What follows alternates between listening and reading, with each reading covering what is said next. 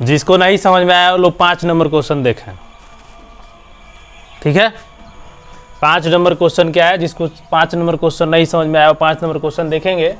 5 number question क्या है कि किसी एपी का प्रथम पद 5, अंतिम पद 45, प्रथम पद दे रखा है, अंतिम पद दे रखा है 45 और इनका योग दे रखा है कितना 400। तो पदों की संख्या और सार्वंतर बताएं। तो सबसे पहले देखेंगे कि किसी एपी के लिए जो प्रथम पद दे रखा है यानी ए का मान दे रखा है कितना 5 और अंतिम पद यानी एल दे रखा है और एसएन दे रखा है आपको कितना 400। आया समझ में। तो आपको पदों की संख्या एन ज्ञात करना है और सार्वंतर डी ज्ञात करना है, ठीक है। तो सबसे पहले जो फॉर्मूला है वो एल यानी अंतिम पद का फॉर्मूला लगाते हैं, A plus N minus 1 into D. L का मान 45 है और ए का मान 5 है, एन नहीं दे रखा है, आया समझ में, और डी भी आपको नहीं दे रखा है। एन और डी दोनों आपको नहीं दे रखा है। तो इक्वेशन नंबर कितना हो गया 1। और आपको एस एन दे रखा है और S N is equal to कितना दे रखा है, S N is equal to 1n/2 into L दे रखा है यहाँ पे, ठीक है। तो ये a प्लस कितना हो जाएगा l हो जाएगा। तो एस एन का मान 400 है और n/2 हो गया और a का वैल्यू आपको 5 दे रखा है और l का वैल्यू 45 दे रखा है। तो यहाँ से यदि हम सॉल्व करें तो हमको क्या मिलेगा, यहाँ से हम सॉल्व करें तो ये 400 और ये n/2 और ये इंटू कितना हो जाएगा 50। तो ये 50 से कटा दीजिए 8 टाइम्स में, यानी यहाँ से n इक्वल टू आपको क्या मिल गया 16 मिल गया है। जब n बराबर आपको 16 मिल गया तो समीकरण 1 समीकरण 1 कितना है, यही ना है 45 is equal to 5 plus n-1 into D. तो 45 और ये 5 हो गया, n का मान 16 रख दो, -1 और d इसको सॉल्व कर लो। तो ये कितना हो जाएगा, ये 45 - 5 और इज इक्वल टू 15d। यानी यहाँ से सॉल्व करेंगे तो ये 40, तो ये 15d हो गया और d का मान कितना हो गया 40/15 यानी 8/3। यानी d की वैल्यू आपको मिल गई 8/3 और n की वैल्यू मिल गई 16। यही ना बताना था, है समझ में। तो किस तरह से ये सॉल्व हो गया। इक्वेशन 1 हमने बनाया L पर और एक SN पर बनाया, पता चला SN से हमको N का वैल्यू मिल गया तो फर्स्ट पे रख दिया, आंसर आ गया। जिसका नहीं बनाया नहीं समझ में आया वो लोग समझ लें और इसको उतार लें। यही क्वेश्चन है 6 नंबर क्वेश्चन। जिसका नहीं बनाया देखिए, किसी एपी का प्रथम पद कितना दे रखा है 17 और अंतिम पद कितना दे रखा है 350 और यहाँ तक आपका सार्व अंतर भी दे रखा है एपी का। तो इसमें कितने पद हैं और इसका योग ज्ञात करें। तो एपी के लिए, किसी एपी के लिए देखिए गौर से, ए दे रखा है ना आपको 17 दे रखा है, अंतिम पद कितना दे रखा है यानी एल आपको दे रखा है 350, सार्व अंतर भी आपको दे रखा है, कितना दे रखा है 9। तो एन आपको बताना है और एस एन आपको क्या करना है बताना है, ठीक है।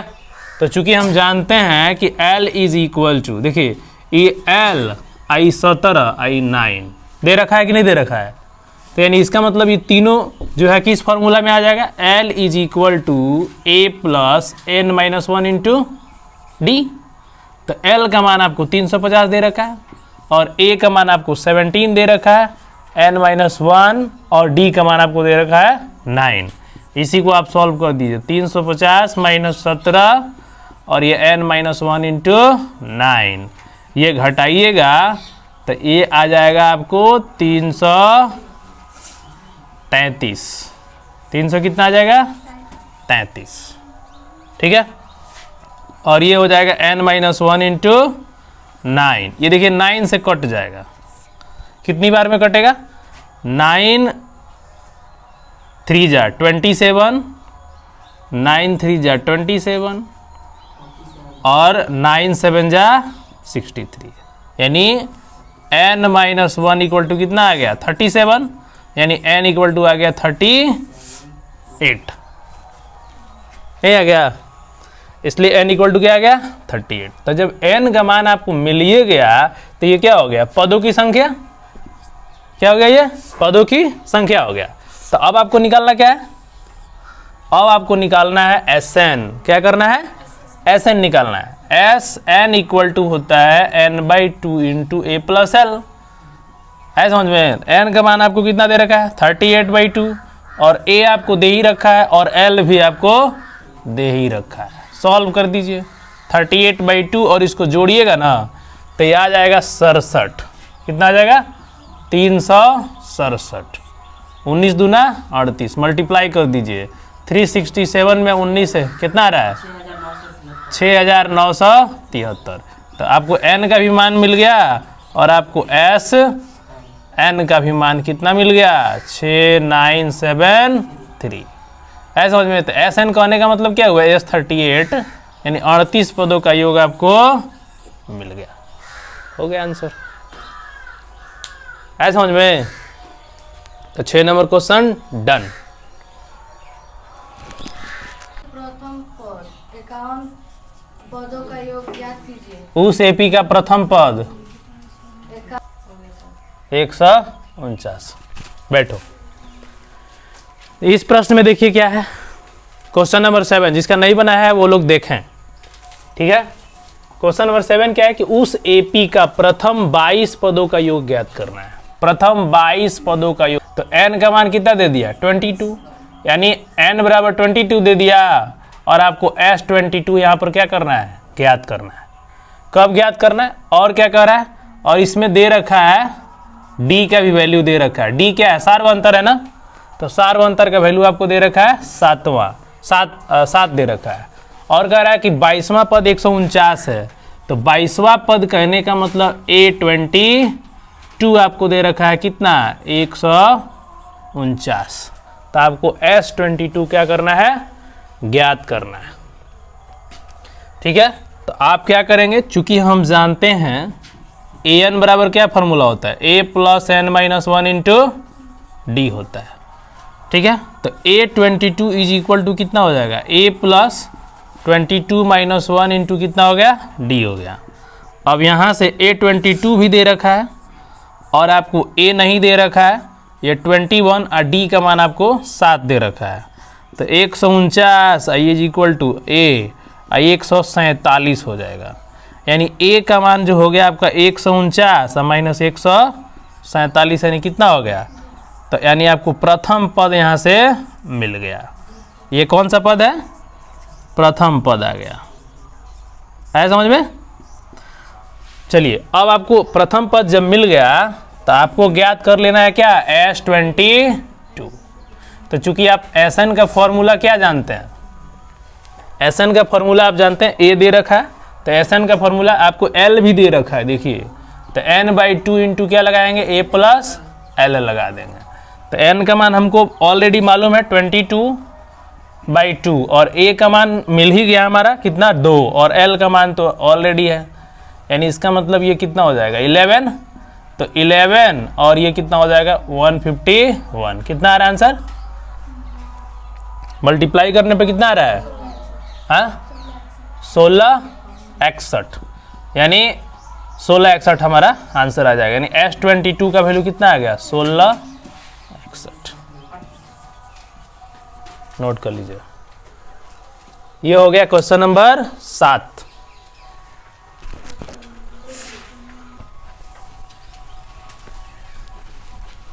लो मिटा दिए।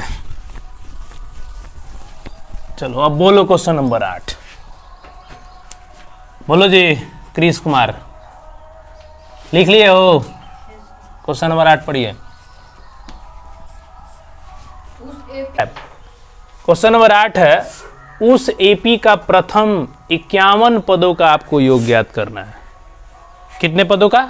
51। तो प्रथम 51 पद यानी n का मान कितना मिल गया? 51। और आपको S51 बताना भी है। इसका करने का मतलब ये है। उसके बाद कह रहा है कि जिसके दूसरे और तीसरे पद, याद रखिए दूसरा पद कितना दे रखा है? 14 और तीसरा पद कितना दे रखा है? 18। इसका मतलब D बराबर क्या होगा? A3 minus A2। तो A3 का मान 18 माइनस 14 4 आ गया। तो D का मान कितना आ गया? 4 आ गया।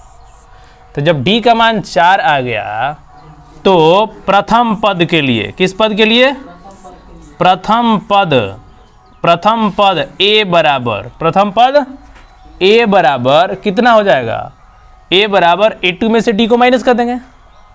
A2 में से किसको माइनस करेंगे? D को माइनस कर देंगे। A2 माइनस कितना हो गया? D। है समझ में? क्यों A2 माइनस D हो गया? तो चूंकि मान लीजिए कि A2 माइनस A1 बराबर ही तो D होता है ना। बोलिए। A1 का मान जब यहाँ से निकालिएगा तो A2 माइनस D होगा। इसको हमने A माना है तो A बराबर A2 माइनस कितना हो गया? D हो गया।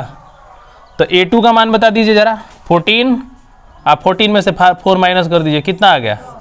10। यानी A का भी वैल्यू आपको मिल गया, प्रथम पद आपको मिल गया। अब बताइए S51 मिलेगा क्या? इसलिए S51 के लिए अब एक चीज़ देखिए, लास्ट टर्म तो आपको दिया नहीं है, तो लास्ट टर्म नहीं दिया है तो सीधे हम बड़ा वाला फॉर्मूला लगा देंगे। तो बड़ा वाला फॉर्मूला क्या होता है? बड़ा वाला फॉर्मूला होता है Sn बराबर n/2 into 2a plus n-1 into d। है समझ में? तो ये हो गया 51/2 और ये 2 a का मान निकल गया ना 10 और n ऑलरेडी है ये है और d का मान तो पता ही है। तो 51/2 और ये कितना हो गया? 20। और ये देखिए 200 हो जाएगा क्या है? और इसको सॉल्व कीजिए 51/2, ये 220 हो जाएगा। नहीं हो जाएगा? इसको कटा दीजिए। 100 कितना हो गया? 10। 11 है कम 11, 11 55, 55 है 1 56, यानी 5610। इसलिए S51 का वैल्यू कितना आ गया? 5610। आंसर आ गया। चलिए भारी है, एकदम भारी नहीं है।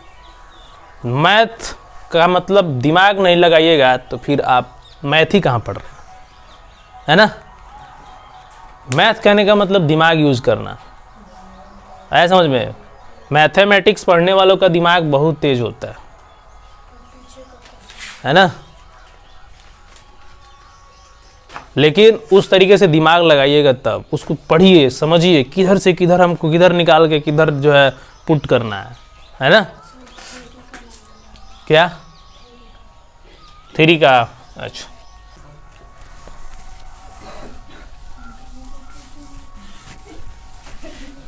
कौन नहीं लिखा है जी?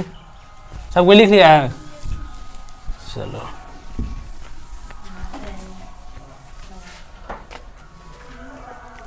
Question number 9। यदि किसी एपी के प्रथम 7 पदों का योग 49 है,